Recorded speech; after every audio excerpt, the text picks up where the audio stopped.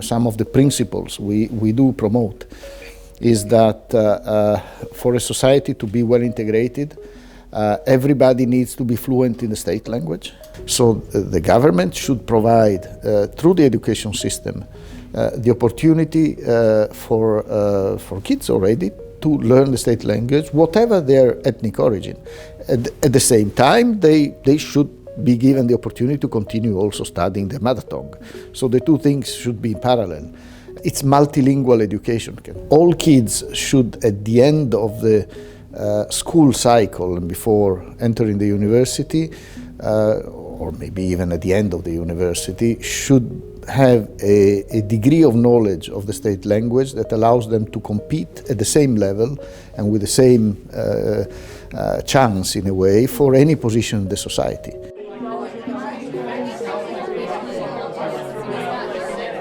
Because the older generation are less flexible in terms of languages, so you need also transitional mechanisms. It is always when you come and when you introduce new policies, and policies that promote the use of state language. For instance, Gagauzia, as I'm saying, there is interest because they realize that they have this problem as they get out of the region. And this is also a sign that the region is opening up and people are moving out and they find the obstacle of the language. So the best solution is to teach them the state language, and so to invest in that region in promoting the state language. But then this should be supplemented with guarantees for people also to make sure that they can communicate in at least Russian, which is the older interethnic communication language, and they can interact with institutions. And then, of course, you have also to recognize diversity, and something that we always promote is sciencing more languages, especially in areas where there are concentrated minorities living.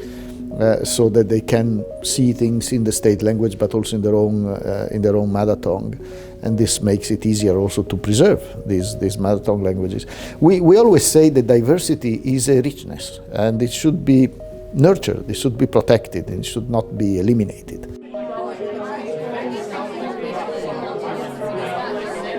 There's no reason to polarize these and to politicize these debates. I lived for many years in Austria. And Austrians speak German, but because they speak German, they don't see that they're giving Germany a special role. When they study history of Austria, and they are very proud of who they are, and there's no identity problem at all.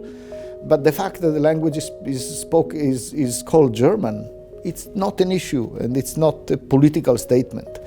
And I think if you decide, because that's your decision, to call this language Romanian, that's fine. And the same language they speak in another country, and that's how it's called. It should not be translated into a political statement, in my view.